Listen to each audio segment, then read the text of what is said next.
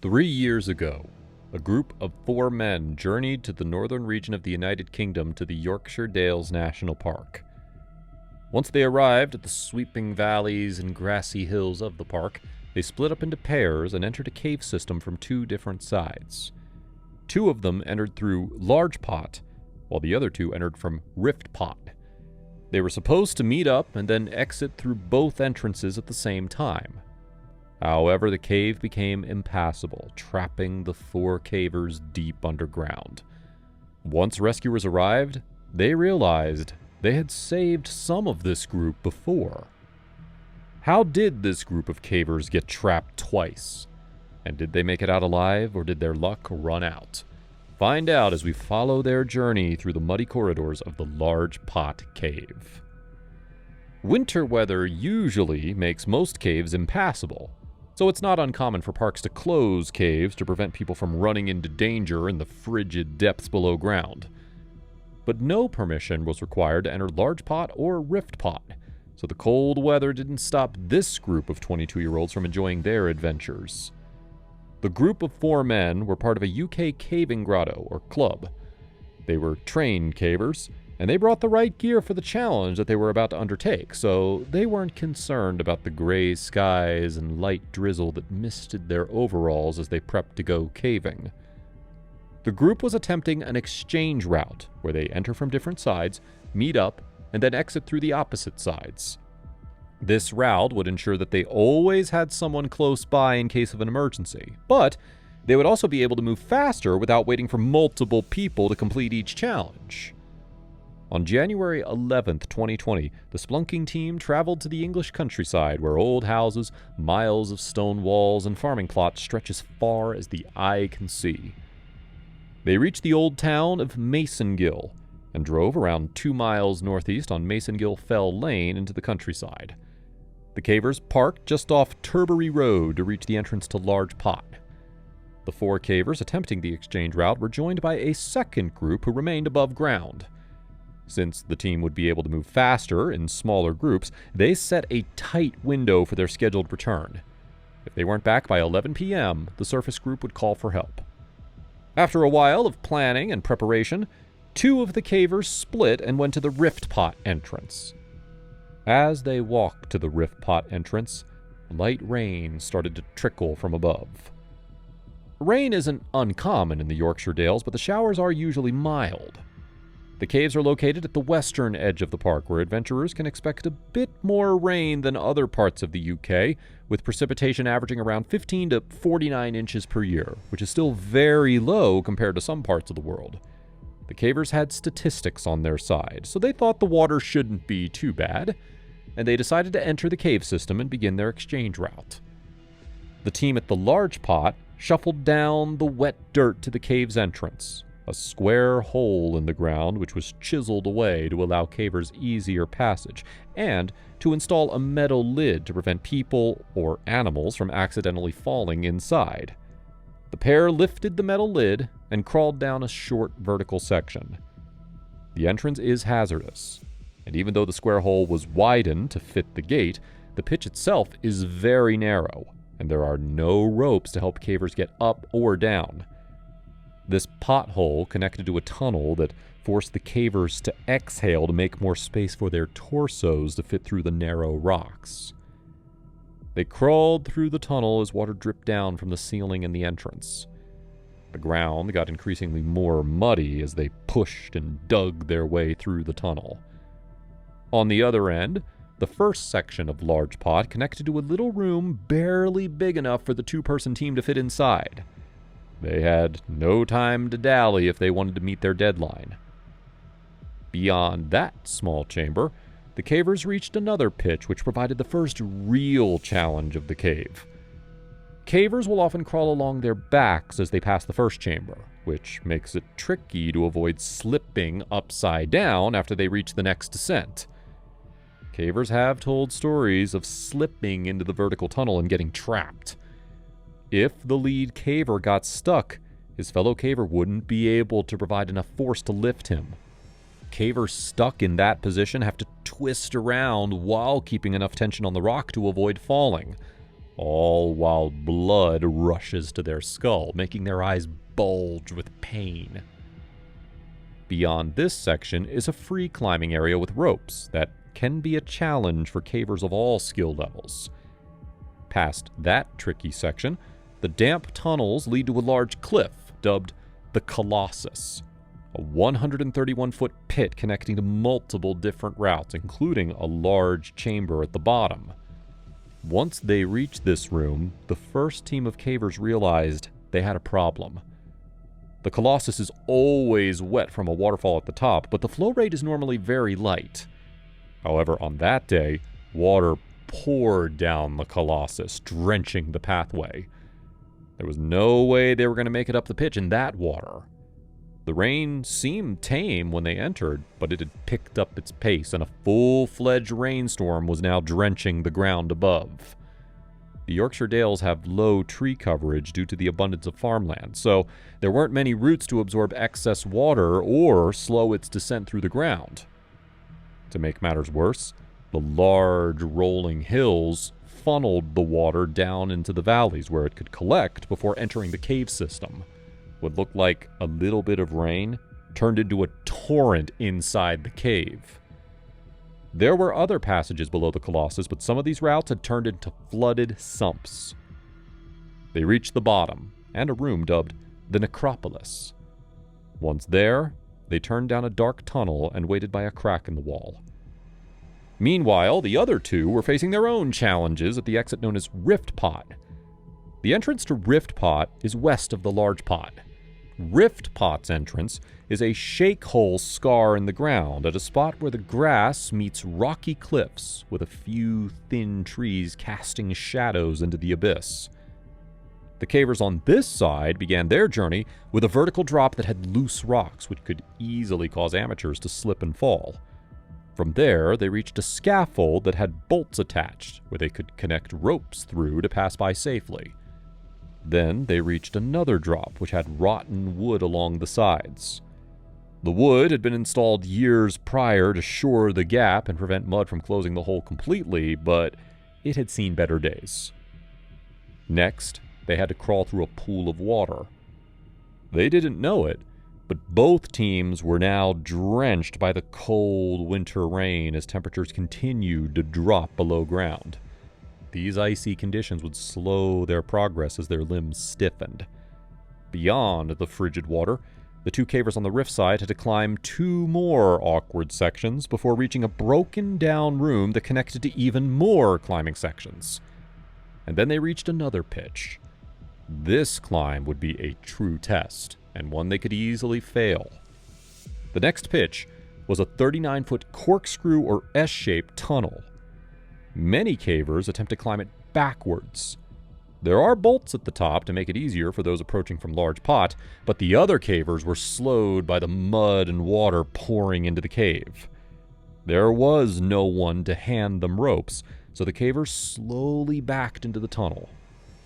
One of the cavers with long legs had to bend his legs backwards at the knee to make enough room to pull his shoulder around a jutting rock. In the early 2000s, a caver forced himself through this section and cracked his back. He didn't feel the pain right away, and he could still move, but the crack terrified him, and he pushed with all of his might to slide rock out of position. He had to hold onto a fellow caver's hand to push the rock until it left the tunnel and he moved it aside. It's unknown if that caver suffered long-term injuries from the spinal crack, but even though the boulder was removed, this section remained extremely dangerous. The first caver carefully hyperextended his knee to snake through the hole. Any sudden movements could easily tear the small tendons and ligaments holding his knee together. Injuring his ACL or MCL would be intensely painful, and he'd be unable to properly move his leg. He could even need to relearn how to walk. The two cavers made it through the tunnel. They passed right by the dislodged stone, none the wiser. And although they were sore, they were uninjured. The next chamber had several passages, including the one that would bring them to the other cavers in the large pot, a passage called the bedding plane. Bedding plains are regions where new caves are forming. They are usually long tunnels that are often too narrow for humans to pass through. They form when the rocky floors of caves eventually erode enough to allow water to flow across softer stone or mud below. This bedding plain was mostly dirt and mud. Even on dry days, it's an uncomfortable slog. Cavers have to crawl through thick mud, and in some places the water is high enough to cover parts of their faces, forcing them to hold their breath or twist and turn in the thick sludge. Needless to say, the bedding plain that day looked even worse than normal due to the rain outside. They tried other nearby tunnels, but these passages were also densely packed with mud. Metal from their equipment dug into their skin as they wormed through the tight rock tubes, pressing against each bone and making every movement painful. Unbeknownst to them, these passages have crumbled in prior years. The cavers could have easily become trapped or crushed while attempting this route. The way forward seemed like a dead end, so they backed out and they looked for a new direction, but everything seemed impassable. They had only one choice left. They had to slip through the crack and try the bedding plain. The challenge of this section hit them almost immediately as they wallowed through over 1.5 feet of clay and mud. If they stopped moving for any reason, they started to sink in the muck. Some sections had taller ceilings, but the mud was never ending. One section also gets narrow along the sides, forcing cavers to twist into uncomfortable positions. Mud got into their mouths and sealed their eyes shut as the grime coated their whole bodies. Attempts to wipe the slime away only slapped on more mud instead. Their slow progress made them worry. If a flood broke through in the previous room, they could get trapped and drown in this murky grave. The cavers used anything they could get their hands on to help dig their way through the bedding plain. Universal chain wrenches could pick apart bits of rock, their helmets could shovel the mud, and their bags could plow the way forward. The cavers managed to survive the deadly bedding plain, but by the time they made it out of those dense crawls, they only had 2 hours left till their deadline, and there was still no sign of the other cavers from the large pot. Tired and hurt, the pair had to squeeze through a boulder choke. And on the other side, they reached the white clay structures of the necropolis. The teams rejoiced that they reached each other, but they were in a bind. It was clear they needed to stop. The route past the Colossus was impassable. The passages they took to reach here were now submerged. Realizing the water level was rising, they knew they couldn't safely attempt the bedding plain again. They were trapped. By the time the two teams reached the necropolis, they were 9 hours into their trip, almost 3 times as long as it should have taken them. And shortly after they reunited, the above-ground teams took one last worried glance into the flooding entrances of Large Pot and Rift Pot before calling for aid. The UK's Cave Rescue Organisation, or CRO, quickly designated controllers to handle the rescue. These controllers were professional cavers and rescuers who could organize and plan all stages of the operation. A small team of rescuers quickly made it to the scene, and they performed a check of the surface. They measured the rain, looked into the cave, and determined a large-scale operation was needed to search for the 4 cavers. If the cavers had all entered together, rescuers may have been able to make do with a small team, but the exchange route complicated the rescue. Rescuers had to assume the cavers could all be split up on either side of the route. They may have even gone into completely different caves by taking a wrong turn. The controllers made 2 teams on each end of the caver's scheduled route. One team at the Large Pot entrance, and another team at the Rift Pot. That way, rescuers could save time by going into the system from both sides, and they could watch for any signs of the cavers attempting to exit. As more rescuers arrived and scouted the tunnels, they found that the Large Pot cave was almost completely flooded. Raging rivers crashed through the rocky tunnels. The fast-flowing streams dug up mud and silt, making the ground unstable to walk on, and the weighty debris made water passages even more dangerous to pass through. Some parts of the cave were completely blocked off. Others could be attempted, but even with ropes and harnesses, some passages were just too dangerous to pass through. A single slip could send rescuers careening off ledges, slamming them onto the stone floors below, or impaling them on sharp spikes. But more likely than a fall, the current could pull rescuers down and into submerged passages where they would drown in a horrible death while clawing and scratching in the water as their headlamps cast an eerie green glow in the opaque silt of the underground river below the Yorkshire Dales. The year prior, 2019, was a devastating year for the Cave Rescue Organization. That year, the team was confronted by the most fatalities in the rescue team's history. Those memories weighed heavily on the minds of some of the rescuers. Some felt pits of guilt deeper than the lowest cave. They left work and family obligations time and time again, only to meet with the cold, blue-lipped face of death. The dire conditions of Large Pot reminded them of the year before and the tragedies they'd endured. Others were determined. The CRO celebrated their 85th anniversary in 2020, so they were going to do all they could to stop more tragedies from happening again.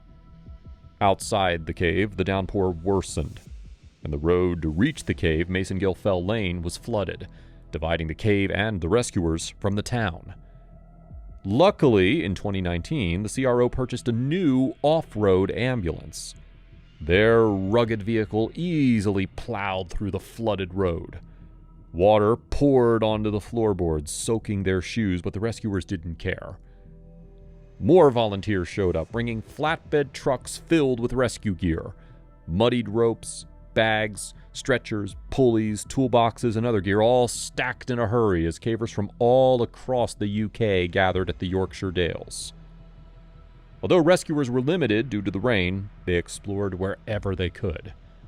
They kept their eyes peeled for any signs of the missing cavers, and they listened carefully for any cries for help. The flooding catacombs could have easily washed away footprints, messages, markings, or signs left by the cavers to indicate their position, and the loud, crashing water made it hard to hear anything other than white noise. Some rescuers knew it could be futile, but they kept trying. They wanted to reach the bedding plane, since that section was near the connection point, but the route was impassable. Eventually, the controllers determined that they couldn't safely stay inside the cave until the rain stopped. The rescuers all got some much-needed shut-eye, while 2 members of the rescue team kept watch, one at both ends. That way, if the cavers got close, the 2 on watch could alert the crew or rush in to help guide them through the last stretch of the cave. Overnight, the 2 rescuers who kept watch noticed that the rain was letting up, and the water inside the cave was decreasing. In the morning, the CRO crew who started the operation awoke to find a whole army of backup had arrived. Fellow CRO groups from Derbyshire came along with members from the Upper Wharfdale Fell Rescue Association, and the Swaledale Mountain Rescue Team also arrived to lend their aid. The North Yorkshire Fire and Rescue Service lent their welfare unit from Thirsk, which allowed volunteers to cook hot food and drinks to keep the rescuers nourished and keep their spirits up as they worked through the cold, wet storm. The operation became what was later called a substantial rescue operation in challenging conditions. All told, over 800 volunteer hours were shared among the team. The water underground continued to lower, which was a good sign. Together, they focused their efforts on the Large Pot entrance to trace the steps of the missing cavers. Hopefully, they weren't too late. The rescue team dug through the mud and traversed the still wet tunnels of Large Pot. As they approached the Colossus, they found signs that the cavers had been here. Rescuers descended to the bottom and found a tent in the necropolis, but there wasn't any movement inside. The team announced their presence and asked if the cavers were inside. No response. As they approached, the rescuers' blood ran cold. There was a note on the flap saying that the cavers were trapped and needed to be rescued. They were cold, and they might venture out to check on the water conditions. If the cavers had left the tent, they could have drowned. Even with the tent, they could all be frozen solid inside. The rescuers were stunned. But before the uncomfortable silence dragged on too long, a sleepy caver poked his head through the tent. They were all inside, and they were all alive. The missing cavers spoke to the rescuers with shivering, delirious voices. They were extremely cold from getting soaked in the chilly cave, but they weren't dehydrated, and none of them had sustained any injuries. The 4 cavers had been smart enough to bring an emergency kit with thermal blankets and a group shelter. These devices are hardly ever considered by new cavers, but they can be life-saving. Without them, the 4 cavers could have all been lost to the elements. The rescuers told the cavers that the large pot and rift pot exits were passable. The cavers felt reinvigorated. Instead of extracting them to treat them for hypothermia, the rescue team talked with them. That's when rescuers realized that 2 of the men had been rescued just 1 month prior at Gaping Gill. The cavers might have felt embarrassed. They wanted redemption, so they decided to finish their journey with the rescuers close by, just in case. The rescuers had to provide some assistance, but the cavers persevered, and they managed to complete most of their designated routes on their own. The whole ordeal lasted 26 hours. Teams like the ones from this rescue rely on donations, like the CRO Challenge fundraiser, a marathon where winners receive a medal and a certificate, while other participants can enjoy the beauty of the UK outdoors. The rescue team could have been chaffed by the events of the large pot rescue. They could have felt like they wasted their time since the cavers exited on their own. They could have been annoyed at the cavers for splunking in the rain. Or they could have barred the cavers from finishing their trip out of frustration, extracting them and denying their success story. But the rescuers were laid back and happy to see the 4 men were still alive and still had their fighting spirit. Rescuers even joked about issuing cave rescue loyalty cards to the 2 cavers who had been rescued twice in 2 months. The fundraiser and their positive outlook after the events that day shows that the CRO and other rescue teams are committed to lifting each other up for the betterment of the entire caving community. That's the story of how 2 cavers accidentally got rescued twice in 2 months, and how their brush with death in the large pot cave brought together people from all walks of life to celebrate their love of caving. Have you ever done volunteer work, or would you like to? Share your experiences in the comment section below, and make sure to hit that like button if you were inspired by today's story. And also, make sure to subscribe for more cave stories, because the next video will explore even more excitement, mystery, and danger lurking somewhere below ground.